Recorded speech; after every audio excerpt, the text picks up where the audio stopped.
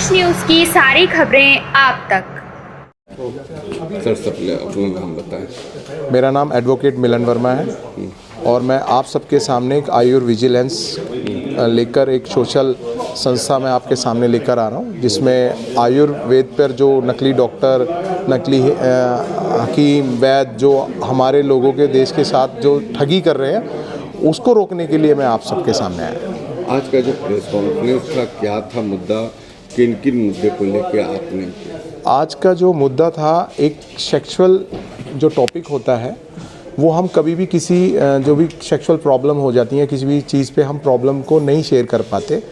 उन बीमारियों का जो बहुत बड़ा गोरख धंधा हमारे देश के अंदर नकली डॉक्टर जो चला रहे हैं, उनको रोकने के लिए ये मेरी एक मुहिम थी और उसी के अवेयरनेस में मैंने सारी बातें अपनी साथ आप सबके सामने रखी और कहीं ना कहीं उस ठगी का शिकार मैं खुद भी हुआ हूँ, तो उस चीज़ को भी मैंने आप सबके सामने शेयर करा। आपके साथ कब ठगी हुए थे?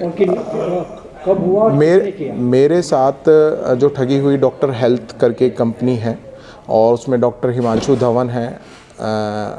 वो सब पहले तो डॉक्टर लिखते थे, अब वो डॉक्टर नहीं बता रहे हैं अपने आप को, और यही सब प्रॉब्लम मेरे साथ फेसिंग करने में। लास्ट ईयर मेरे साथ ये ऐसा हुआ, मैंने हर चीज़ उनसे दवाई ली, हर चीज़ ली, बट वो दवाइयाँ इतनी रिएक्शन कर गई कि मेरी लाइफ पर बात बनी आई। उसमें मेरा बीपी और कोलेस्ट्रॉल काफ़ी हाई लेवल पर चला गया, तो उस टाइम मैं अगर टाइम से हॉस्पिटल नहीं पहुंचता तो शायद स्ट्रोक आ जाता या कुछ भी चीज़ मेरे साथ हो सकती थी। जो फर्जी आयुर्वेदिक के नाम पर क्लिनिक चल रहे हैं, इनके खिलाफ किस तरीके से लड़ाई लड़ेंगे? आपने एक मुहिम छेड़ी। देखिए, मैं आपको बहुत बड़े बड़े वादे नहीं करना चाहता, क्योंकि बड़े वादे कर दो, कर ग्राउंड लेवल पे कुछ ना करो तो उससे आप सभी कहेंगे कि वकील साहब ये क्या हुआ।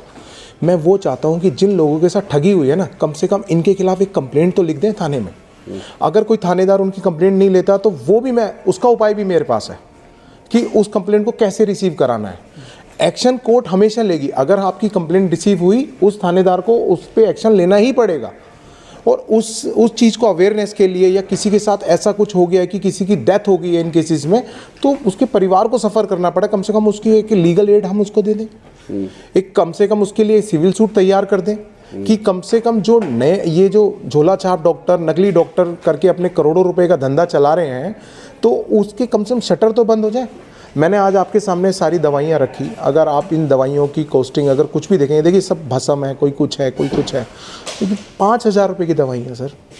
एक मिडिल क्लास आदमी के लिए 5,000 रुपये आज के टाइम पर देना, आप सब समझते हैं कि कितनी बड़ी रकम होती है। मतलब 5,000 रुपये वो अपने दवाइयों के लिए लेगा या किसके लिए खर्चेगा, उसके लिए भी सोचिए। और सर ये एक ऐसी समस्या है ना, इसमें एक भाई दूसरे भाई से भी शेयर नहीं करता। और मैं ये बात बता रहा हूँ, सेक्सुअल प्रॉब्लम के टाइम पे एक लाइफ पार्टनर अपने दूसरे लाइफ पार्टनर दोनों आपस में भी शेयर नहीं करते। उस टाइम आदमी इतना डिमोटिवेट होता है कि वो नज़रों से नज़रें मिला के बात नहीं कर पाता। जो मैंने फेस करी हैं चीज़ें, जिन चीज़ों को मैं समाज के सामने रखना चाहता हूँ, और अपने यंग, ये जो चीज़ें आती हैं मतलब उस टाइम पे आती हैं कि जब वाकई में आदमी मेहनत कर रहा होता है।